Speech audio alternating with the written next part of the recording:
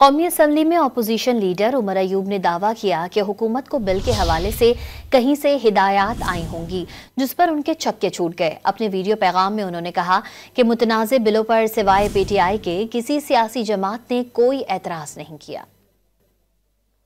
پٹیالہ یا کہیں اور سے ان کو انسٹرکشنز آئی ہوں گی، ڈنڈا چلا ہے، چرلو پھرا ہے، تو لہٰذا یہ تو انسٹالڈ رجیم ہے، تو ان کو تو چھکے چھوٹ جاتے ہیں۔ ساتھ پیپلز پارٹی والے جو بڑے دم پہ کھڑے تھے وہ بھی ڈوز کر کے ٹھوس ہو کے نیچے آنکھیں نیچے کر کے ختم ہو گئے۔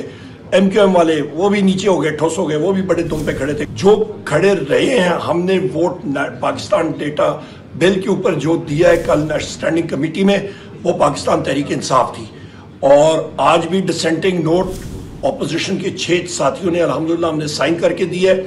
نیشنل اسمبلی میں اس کو انہوں نے اسپیکر نے اور اسٹینڈنگ کمیٹی نے نہیں ایکسیپٹ کیا، ہم لوگ کنڈم کرتے ہیں اس کو۔ میڈیا پہ میں نے وہ ڈسینٹنگ نوٹ دے دیا تھا، سوشل میڈیا پہ۔ ساتھ پیکا کا قانون، یہ بھی ان کے پیچھے پریشر آیا، اور یہ دونوں قوانین استعمال ہو رہے ہیں، ویپنائز ہو رہے ہیں۔